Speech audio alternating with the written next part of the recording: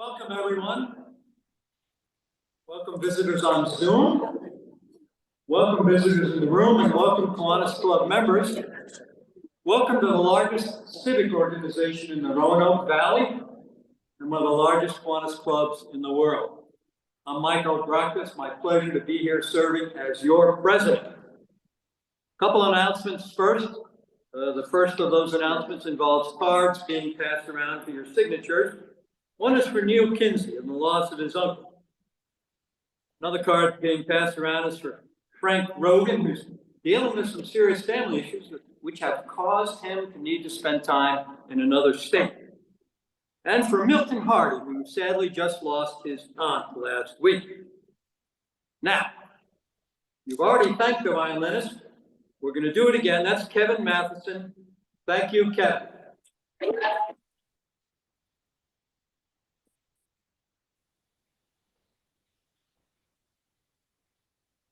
We'll recognize Kevin and his music from your attendance at the Roanoke Symphony.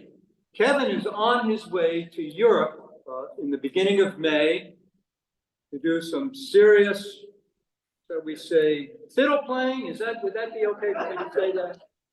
Hope so. We're also delighted today to have Roanoke Rambler with us. Thank you for attending. We appreciate you having here, Henry.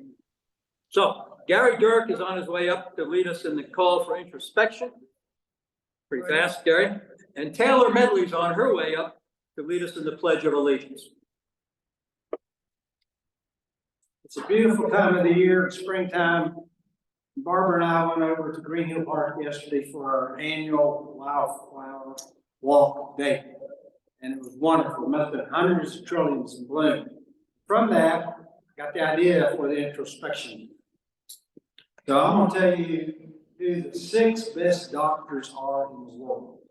Number 1 is Dr. Daylight. You can get outside so you don't have SADs. Plenty of vitamin D. And I think the D stands for daylight. And the other one is Dr. Rest. You need to get plenty of rest so you can be awake and quality. You need to get your exercise so you can be strong and do the things you need to accomplish. So as Artie Levin used to say, just keep moving. They used to remember Artie. Dr. Diet will help you. No need junk food. I don't know how to help you. So do that. 5th one is Dr. Self-Confidence. We all need to be confident in what we do. Finally is Dr. Friends. Friends are absolutely wonderful. Finally, the nicest place to be is in someone's thoughts. The safest place to be is in someone's prayers. And the very best place to be is in the hands of God.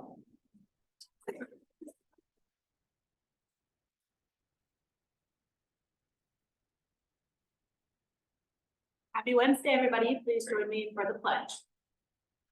I pledge allegiance to the flag of the United States of America and to the republic for which it stands, one nation under God, indivisible, with liberty and justice for all.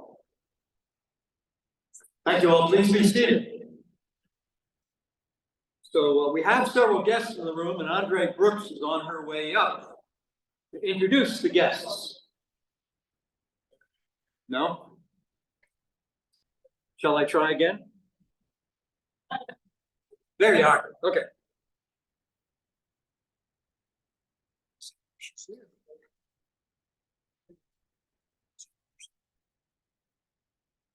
Good afternoon. It is my privilege to introduce our guests and ask you to welcome them with us.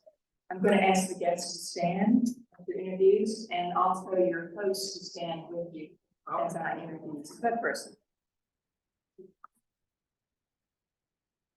Our first guest is Kendall Bailey, the guest of Chris Tad. Our second guest, Dan Mum, with Epitome Networks, and he is the guest of Michael Brown. Ben Ashton with Lingo Staffing, he is also the guest of Mike. And then this person I probably shouldn't be introducing, but I'm going to anyway. Beth O'Brocta, because she has joined us. Yes. Barbara Dirk is a guest of Gary Dirk. Henry Gendreau with the Roanoke Rambler is the guest of Keith Hartman. And Jody Judge with brain injury is the guest of Alex Barnes. So welcome all of you. We're so glad you're here.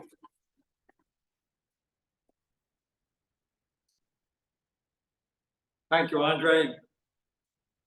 Thank you again, guests, for attending. I want to make a comment about a couple of our guests. As you know, our club has recently joined the Roanoke Regional Chamber of Commerce.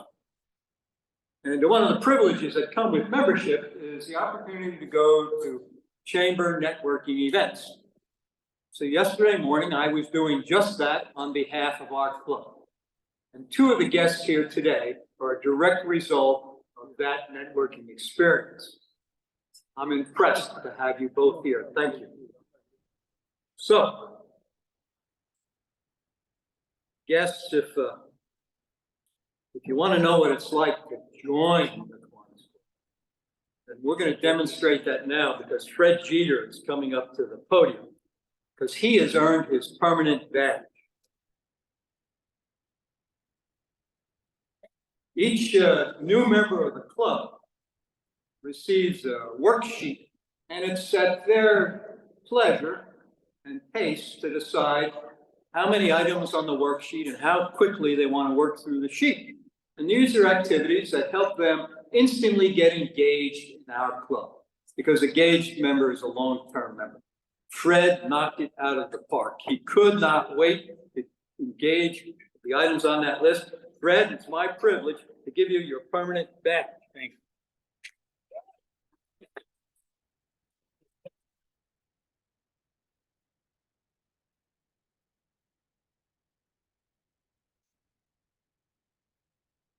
So let's see, today on the agenda, we have something we do this time every year. If Jenny Lee is in the room, she's going to come up and give us our nominating committee report.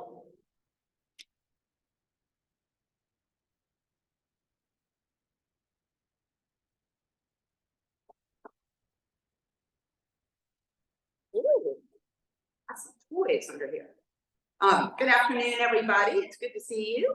My name is Jenny Lee, and I was president of this club in 2018, 2019. And many of you know, but some of our newer members may not know, that our club's nominating committee is comprised of our 5 most recent past presidents.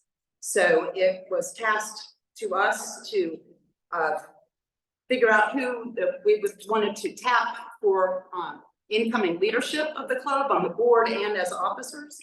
So we've been working since January to figure out what that's going to look like. And I want to recognize and thank the other members of the committee. And if you would stand as your name is called, Dr. Sherry Hartman, not here, Mike McAvoy, and Ben Spiker. And regrettably, Court Goodman is no longer a member of the club, but he definitely contributed to this process at the beginning before he left the club. So it is my pleasure to announce what's coming up in terms of our board and officers. First, I want to thank those 2 board members who will be outgoing at the end of this Kiwanis fiscal year on September 30th. And again, please stand as your name is called if you're here. Or if you're on Zoom, you can stand up there too. Stephanie Moon Reynolds and Kevin Rieger have served the board for the last several years and worked very hard, and we'll be sorry to see them roll off the board. But thank you for your service. And I also want to thank our current officers, and again, please stand. John Montgomery, Secretary Treasurer. Joyce Montgomery, Vice President. Not here. Did anybody get the memos? Jean Bollendorf. Ben Spiker, excuse me, Joyce Montgomery, Vice President, Jean Bollendorf, President-elect, Ben Spiker, immediate past president as of now. Sorry, I'm getting confused. And current president, Mike O'Brien. So thank our officers. They work very, very hard. I get confused about who's going out and who's coming in. But so those are our current officers. So now I want to announce who the nominating committee is nominating to serve on the board to fill the big shoes of Stephanie Moon Reynolds and Kevin Reeder. And those are, please stand as your name is called, Preston Tyler and Keith Hartman. Yay! And they have been nominated to serve for a full 3-year term, as well as a third board member, Bert Boyd. Please stand if you're here. There he is. And Bert will step into a board member's term, and that board member is stepping up into an officer position. And so that leaves a vacancy on the board. So Bert will fulfill that term till its conclusion at the end of September 2025. So we thank each of them for agreeing to serve and to keep our club running for the next several years. And then I want to announce the nominees to serve as our club officers for the upcoming fiscal year, beginning October 1. And they are, maybe they're calling to tell us that they're going to serve. Secretary Treasurer John Montgomery.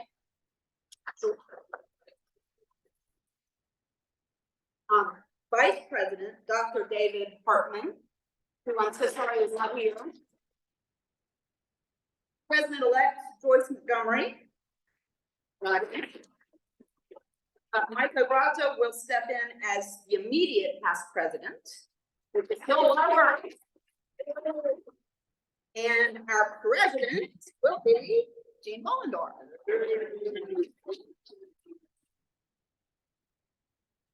So this is the slate of candidates that our nominating committee is presenting to you, our membership. And next week, I'll ask for any additional nominations from the floor. We will then conduct an official vote among those club members in attendance 2 weeks from today. And that's on April 24th. So a big thanks once again to our current board members, officers, and all of those incoming leaders. Thank you.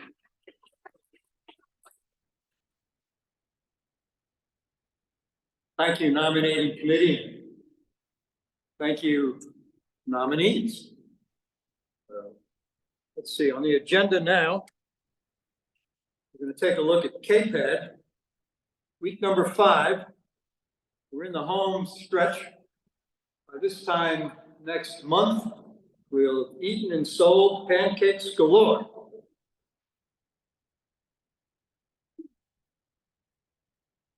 So Kiwanis, it's KPAD time. Are you fired up? Bobby and back. You probably remember me from last year's NASCAR themed KPAD, along with my partner over there, Stephanie Vroom Moon Reynolds. The Moon Reynolds works good for this year's theme of May the 4th be with you too.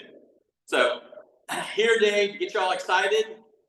Chancellor Jean has invited me to come back up. She's getting me a spacesuit. That's right. I'm going from NASCAR to space consultant. They got me a laser thing here.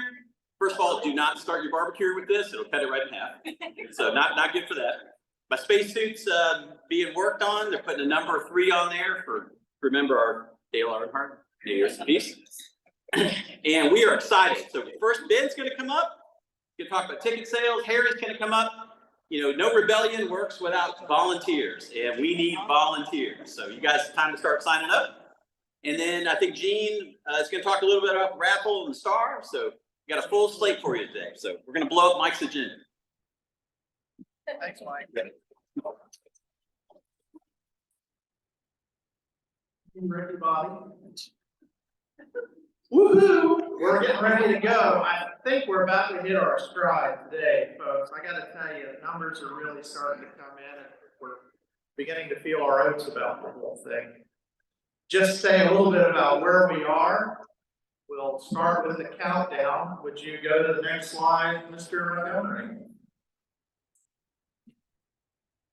Nancy Horn, the Galactic Guardians have produced $2,105. Will Diddling this week alone brought in $405.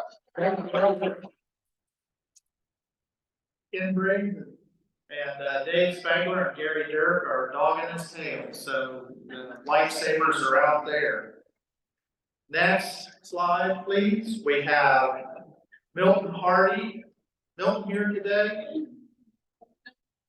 Milton brought in to $125 this week. His team total is $2,424 with John Montgomery. John Montgomery, yes, I said John Montgomery. What did you say? John Montgomery at $475. Sherry Hart, Tom Miller, $327, and yeah, I did work. So, but it's come. Next slide, please.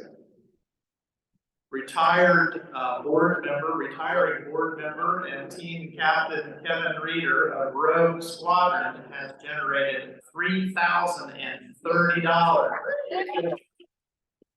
Put a bill on his team, producing 500, yes, I said $500 this week. Mike Quinn is behind him with Guy Bird and Betsy Bohannon at 350, kind of dogging him. Way to go, Bird.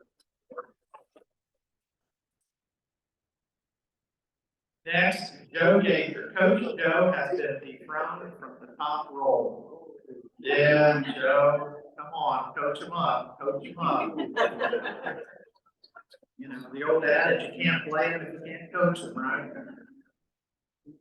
Joe's team has done $3,240 with Mike Loveman.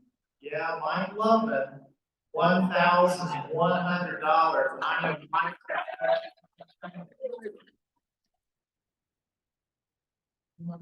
More tickets yet? Not yet. We got them if you need them. We got tickets. Not far behind is Obraka at 357, Sam Darby at 350, Ray Sarver at 350, and Bill Beston at 344. Way to go, you guys. That's great. You all may remember Lois James. Lois James has, he's really taken it seriously this year. Mike Lee has provided Lois with his, y'all ain't supposed to know that. Mike Lee has provided Lois with some assistance, might we say, some leads, and Mike has left the club.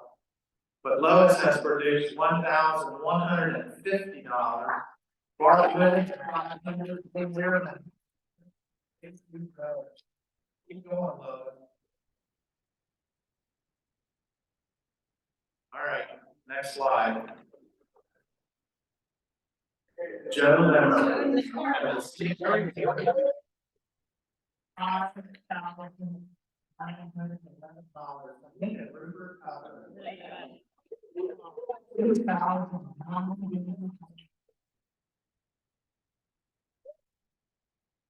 Rupert Cutler has the most effective mailing list in the United States. That's amazing, it really is. David Hartman at 400 and Jim Randall at 350. Good production. So we are now over $20,000. The next slide, which ironically did not get updated. Okay. All right, I'm a little computer illiterate. I'm otherwise illiterate too, but the team total, the total sales for this week is $20,091. We have broken $20,000. We had this week we've had the best week we've had so far at $4,997. Way to go, way to go. If we keep on this pace, we will achieve our goal in 5 weeks. And we will have it knocked down. So congratulations to all of you. Rupert, we have for you the illuminating bubble wand.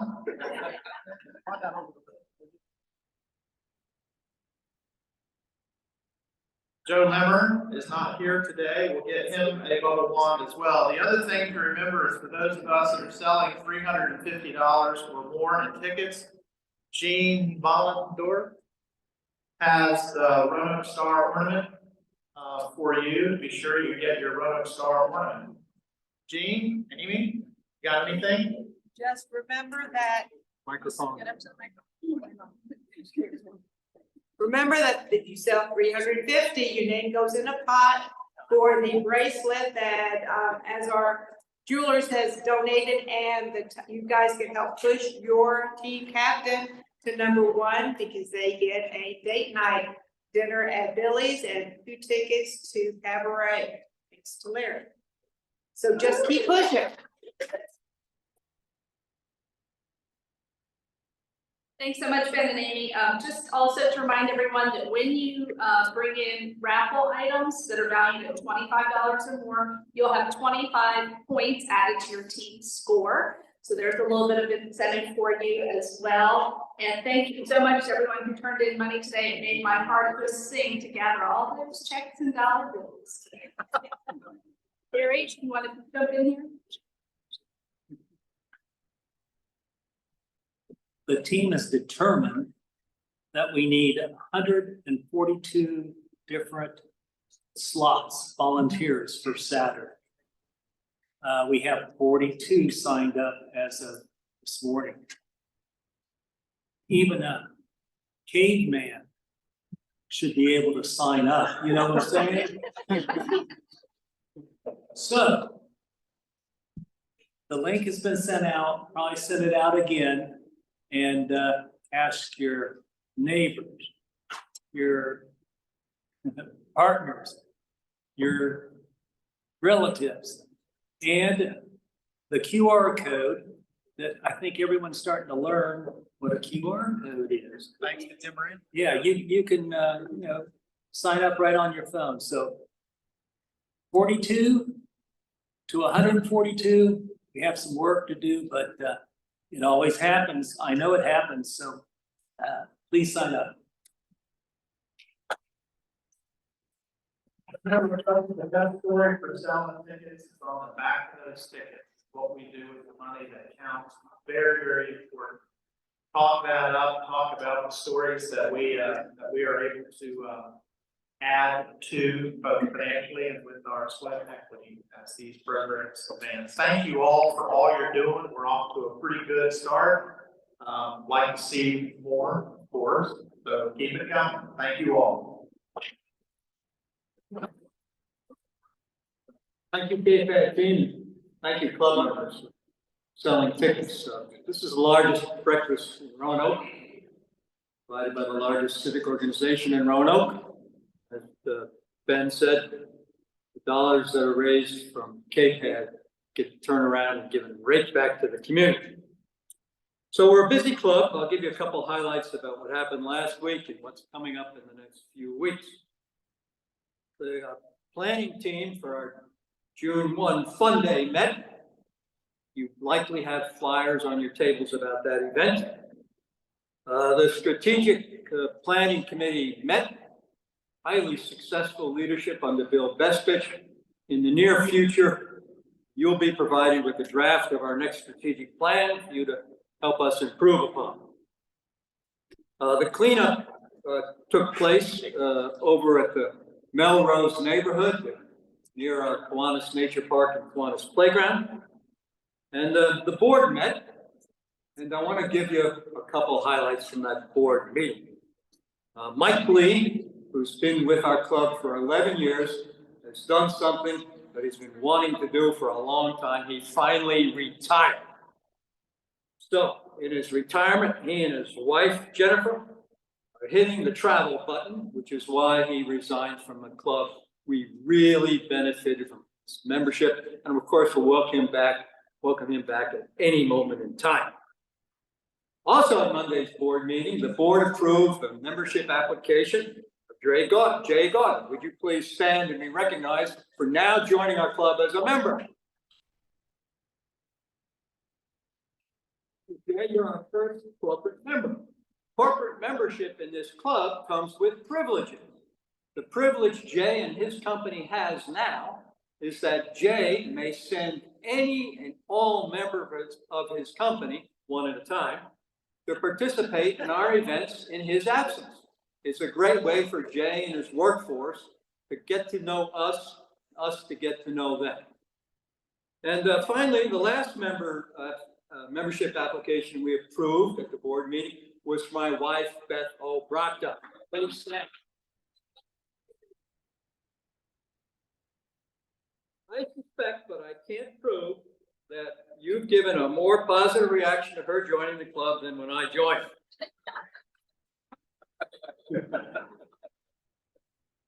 All right, looking into the future, the prayer breakfast committee will Zoom this Friday. KPAD operations are meeting every week now, so it'll meet this Friday.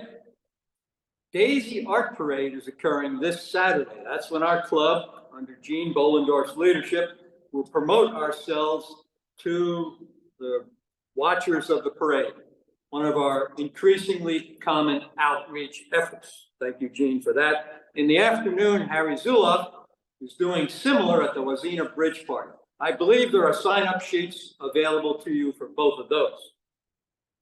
Next week, membership committee meets. One day, I'm at that KPAD meets. Okay, I got all that. Blue Ridge Marathon. Blue Ridge Marathon. So we're not running in the marathon, but we are staffing an aid station up on Roanoke Mountain. Mike McAvoy once again has arranged for us to do that. Sign up. It's a fun way to spend the morning. Take these with you. Use the QR code. Take those with you. Use the QR code. Of course, all that information is on the calendar on our website, as is information about our April 27th effort at the Garden. So I'll just point out, every Saturday in April, this club has got something going on. I think that's why we're one of the largest clubs in the world. So what time is it? It's time for 1 or 2 brag bucks only. Anybody who's got $2 will come up here now, be very brief, and say something that is not controversial.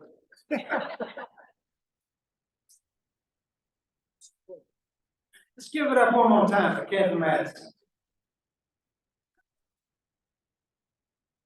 I have a video for you. You can hear Kevin again on Sunday at Howard University Chapel. Kevin will be performing, and I'll be providing a little brass background music. For the Valley Chamber Orchestra, we're performing Aaron Hilton Symphony of the Streets, one piece. Flyers on your table. Please come out. Thank you very much. Thank you, Gary.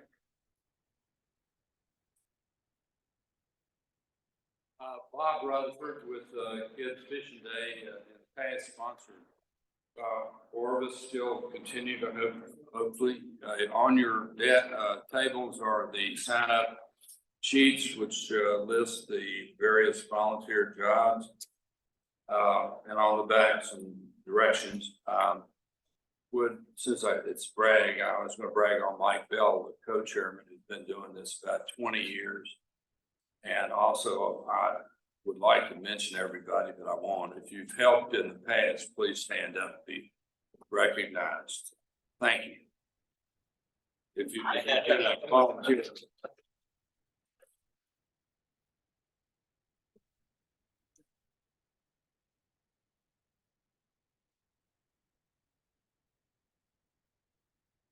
Good afternoon. I'm Bruce Swanson, and I have Rick Gregg. Ken Briggs is at the Keene Mountain Correctional Facility today, and he is helping with a orientation Kairos religious experience for new inmates. And I know Ken is one of the most devoted Christian people I've met, just a real warm heart and sincere person. And that's a reminder, we have interfaith prayer breakfast tickets, and I'll be at the table as you leave today. $8 is Thursday, May 2nd. And again, please buy your tickets ahead of time. We need to know how many people are going to be there. And my last brag is yesterday I had a rainy afternoon in Roanoke. We had a visitor from Chicago, and we went to the Roanoke Pinball Museum and spent the afternoon. It was a lot of fun. So thank you for that.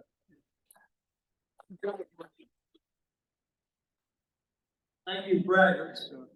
Every one of those $2 increments goes to our Kiwanis Foundation, which of course then gets turned around and used in our community. Speaking of our community, we're going to benefit today from an introduction by Mayor Lee. He's going to introduce our two speakers for our legislative update. Mayor?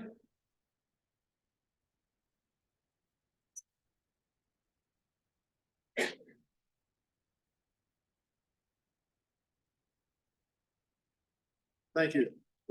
Good afternoon, everybody. Good afternoon. I have the distinct honor today to introduce two of my friends. I've worked with both of them over the years, and they've done a lot of hard work for our city and the valley. I appreciate all that they have to do and are doing right now. And I'm going to introduce both of them while I'm here.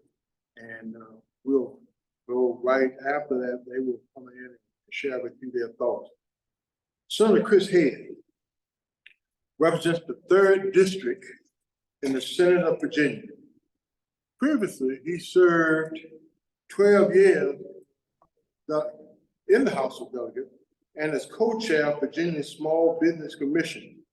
In 2022, he was awarded the Free Enterprise Award from the Virginia Chamber of Commerce and the Industrial Strength Award from the Virginia Manufacturers Association. Senator Head is a husband, father, grandfather, business owner, and a Kiwanis who lives in Valentine County and owns a senior care business in Roanoke along with his wife, Betsy, of 34 years. That's Senator Chris Head.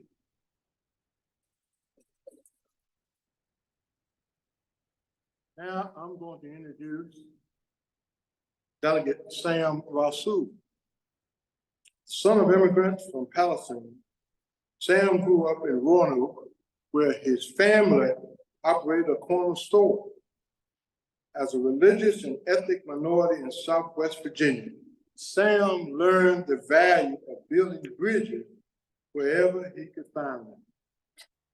Sam has served Virginia since 2014, representing his hometown of Roanoke, where he lives with his wife and 3 children. He currently chairs the House Education Committee and sits on the Appropriations and Public Safety Committee. Sam has a background in healthcare administration, nonprofit management, and finance. And as the only Democrat in the western half of Virginia serving in the General Assembly, Sam works frequently across the aisle to bring positive bipartisan change to Southwest Virginia. And his guiding philosophy starts with the golden rule: treat others as you would want to be treated. Sam leads with his values of truth, love, and grit. Both of these gentlemen serve our community well. So now please receive, first up, Senator Chris Head.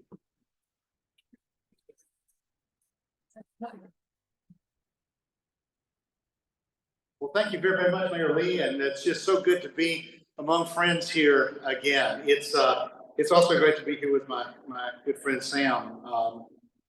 Sam, when he came to the General Assembly, filled the shoes of delegate, then judge, and now has gone to be with the Lord, Ansley Ware, who we just lost earlier this year, and miss Ansley a lot. When I first got the nomination for House of Delegates in a seat that was a pretty safely Republican seat, one of the first calls that I got was from Ansley. And Ansley called to congratulate me, and he said, I'm not saying we're not going to run anybody, but it's a Republican seat, and Republican ought to win this seat. And I just want you to know when you get there that you've got a party and I've got a party, and there's a place for party. But you're going to find when you get to Richmond that more of the fights that we have more to do with geography than they do with party. And to that end, I want you to know that I will never do anything to throw you under the bus, and I'll try to work with you and respect you. I just hope that you'll be able to afford the same to me. And we did, and honestly became a very, very dear, dear friend. And we got an awful lot accomplished for the Valley because we had work in both parties, and it didn't really matter which side was in control. You had the opportunity to be represented and work for the good of the communities that we represented. And then when Onslow left, Sam came in to fill Onsley's shoes, and those were big shoes to fill, but he picked up right where Onsley left off, and it has been the same thing. It's been real. We get along pretty well. I think if everybody could have conversations as easily as I'm able to have with Sam, it would be a much better place. It doesn't always happen, but it does happen a lot. And to let you know, the switch over from the House to the Senate has been something of an adjustment, because it is a different body. It runs on a different rhythm. There are some different rules. You at least don't have to come up to speed as to what the legislative process really is all about, moving between the two chambers. But the biggest difference is coming from a House of 100 to a House of 40. And to be in a caucus where the smallest caucus I had ever been a part of, even the 2 years that I was in the minority in the House of Delegates, was 48. And now I'm in a body that only has 40 members as a whole, and I'm in a caucus of 19, which means it's much more intimate. You get to know everybody, and you get to know everybody in the body. And from my seat on the floor of the Senate, I'm literally able to see every other member. And it's a much smaller chamber to begin with. So you're able to get to know more folks and be able to interact on a deeper level. And you're also involved in a lot more because the workload is the same, but it's divided up among a lot fewer people. So you're really more heavily involved. And it's really interesting.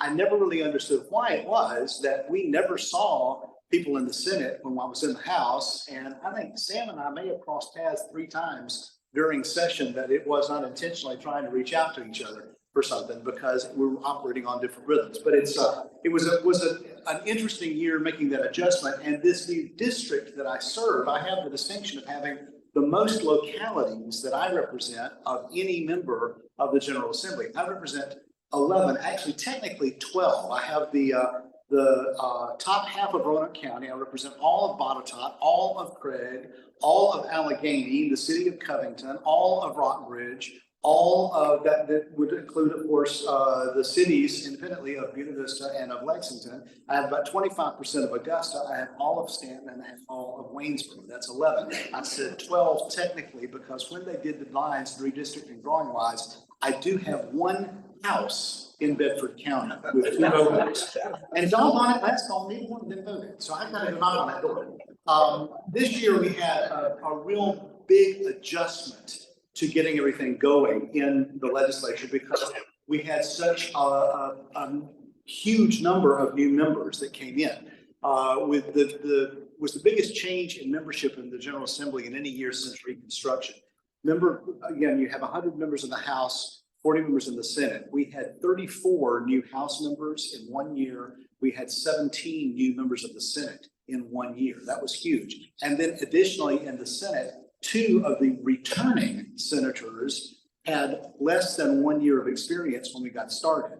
So one of those, Aaron Rouse, was the senior member of those 2. He had replaced Jim Kiggins, who was elected to Congress the year before. And so he came in a special election for that.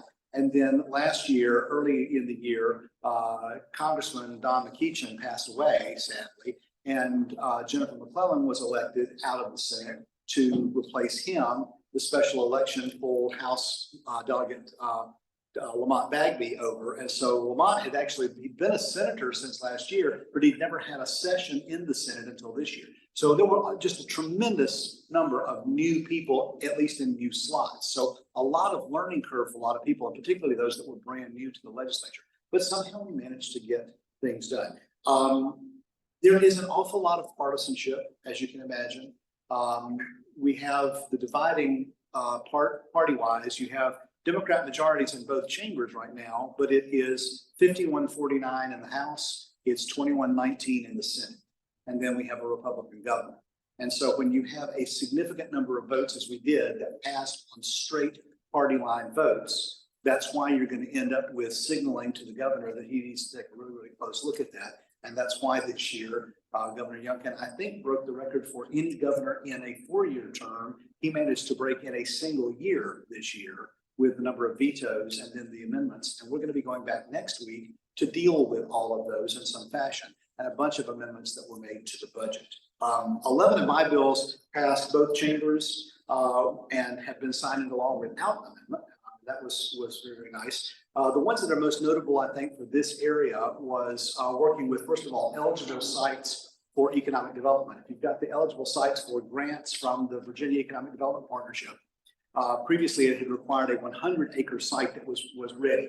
And we were able to reduce that in certain areas. If you've got topographical restrictions, as we do out here, we were able to reduce that down to a 50-acre site. And for the whole of the western half of Virginia, that's going to be pretty impactful to be able to get that taken care of. Also, enterprise zones, which are so good for bringing in people and giving the tax breaks for that. But there's a deadline on those. Well, we lost a lot of time during COVID with enterprise zones. The clock was running, but nobody was able to do anything. So we were able to do a 4-year extension on all enterprise zones across the Commonwealth, which I think was pretty important to be able to get that done.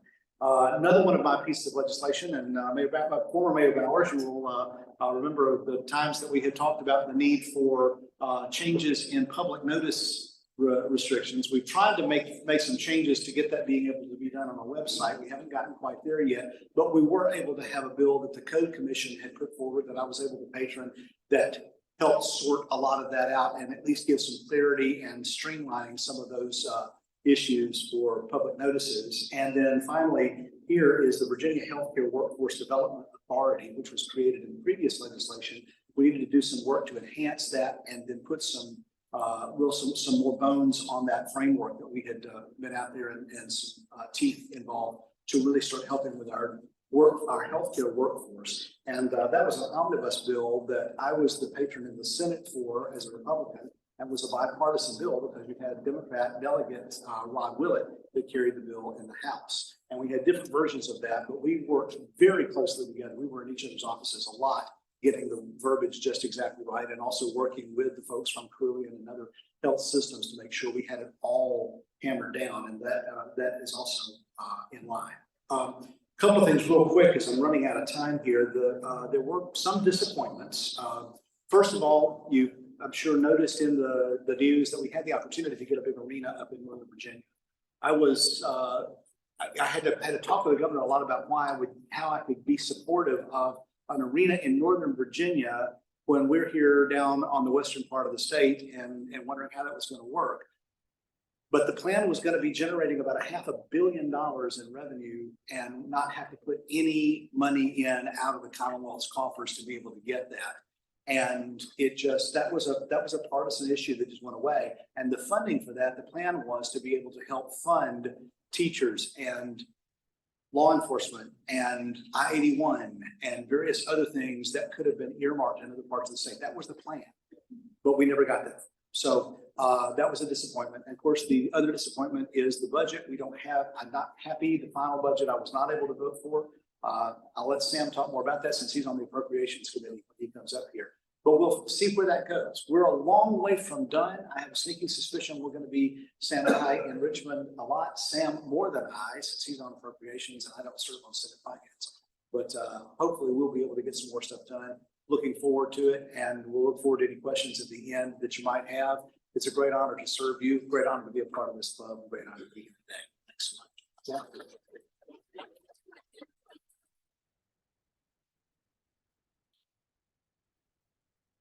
Thank you. Thank you. Good afternoon, everyone. It's a pleasure. Know what you're saying?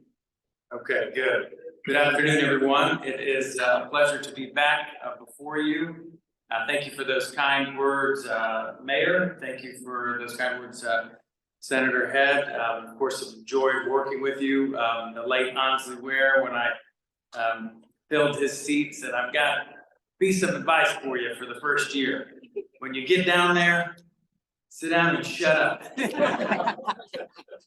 And I did my best that first year, and there's a lot to take in through osmosis, and he certainly had some, always had some great guidance along the way, and I really appreciated that. I joined this club. Steve McGraw pulled me in 2007,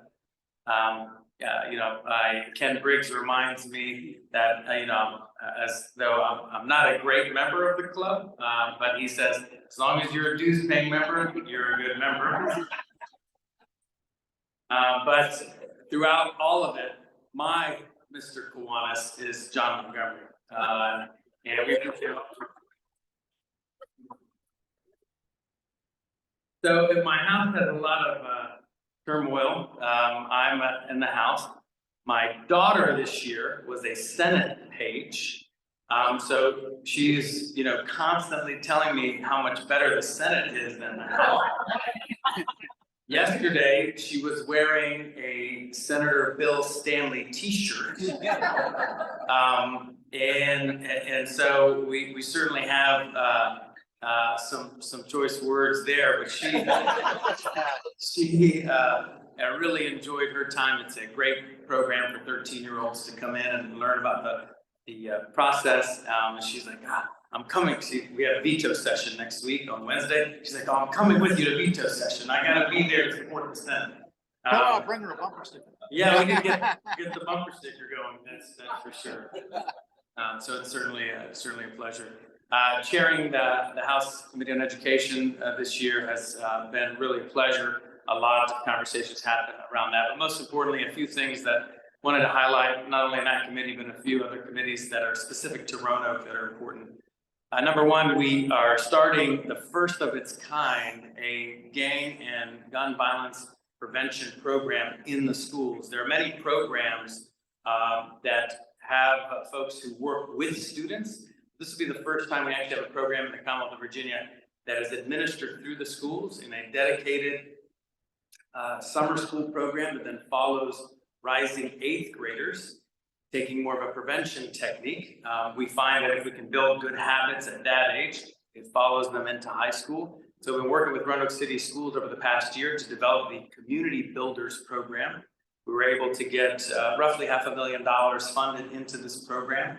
I'm looking forward to continuing to build on that progress. We also got Roanoke enrolled into what's called the Safer Communities Program, which will actually bring in millions of new dollars around gun and gang violence prevention. So Roanoke's done a pretty good job and actually built up a great brand for all of the good work we've actually done. And that's why, in a bipartisan way, the Attorney General, this current Attorney General and the previous Attorney General have worked with and allotted funds as well as the legislature in this field. And so we're tackling those issues for sure. Also worked with Senator Head and was able to pass the budget amendments around the Transportation Museum. We were able to bring $500,000 over the next 2 years, each year for the Transportation Museum. It is an entity here in Virginia that's somewhat unique in the sense that it's been serving Virginia as Virginia's Transportation Museum for the past 60 years. I guess my time is up. But it is not actually a state agency. And so we've been pushing and we've gotten authorized now a study to look at potentially turning it into a state agency so it receives some more permanent support. With that, in the current budget, we, speaking of transportation, and by the way, I was once at an event, it was a political event, and Nancy Horn told me that if I do not recognize her, I have to give her $100 donation. So I'm glad that her alarm went off so I can recognize her. Nancy Horn, we appreciate all your service. The budget as it passed, you got me all messed up.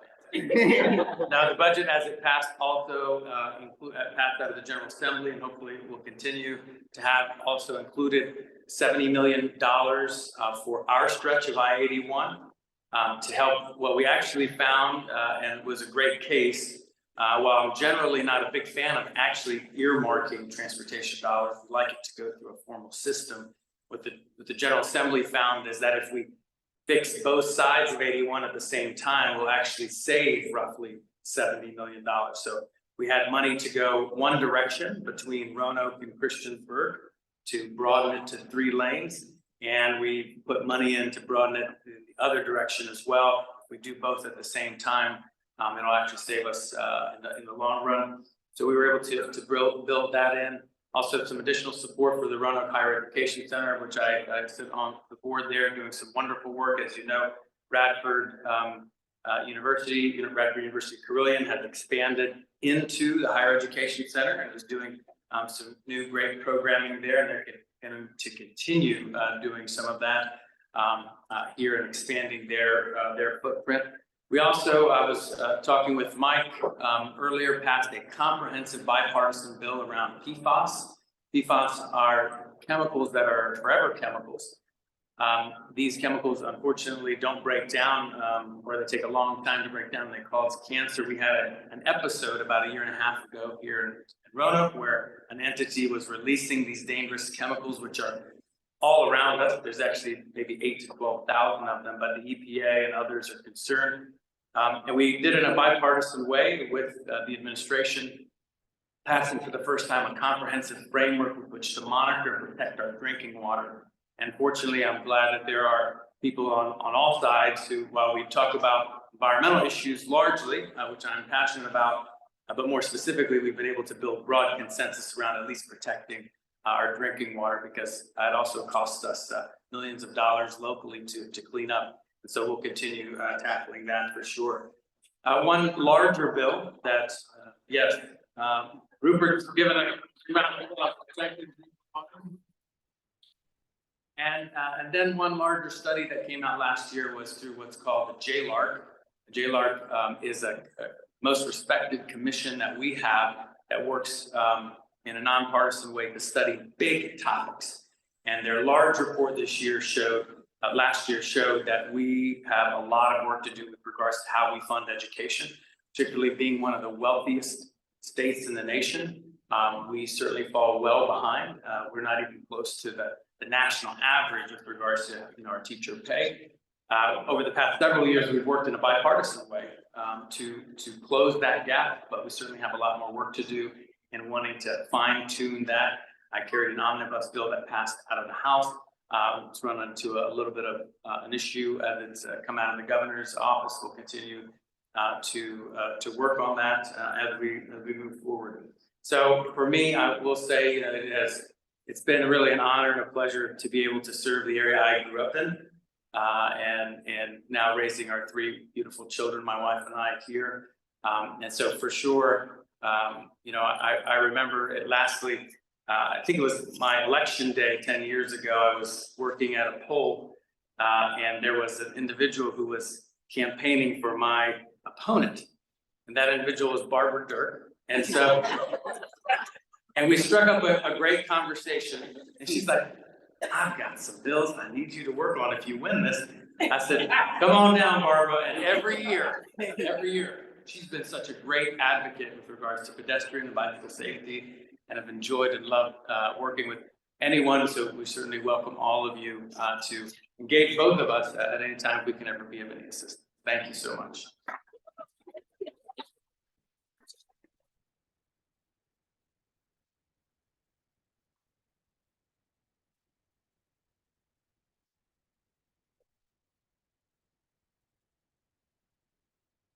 Thank you both. It's a privilege for us to benefit from having you looking after our needs in Richmond and sharing some of that with us today. I have speaker honorariums for both of you. Chris Head, you have chosen the rescue mission. Hand that to you if you stand up. Thank you for that. Thank you. Sam, you've chosen the Kiwanis Foundation. Thank you for that.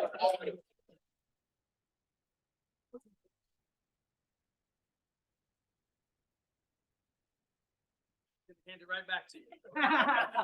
Perfect. And Mayor Lee, we want to thank you very much for this.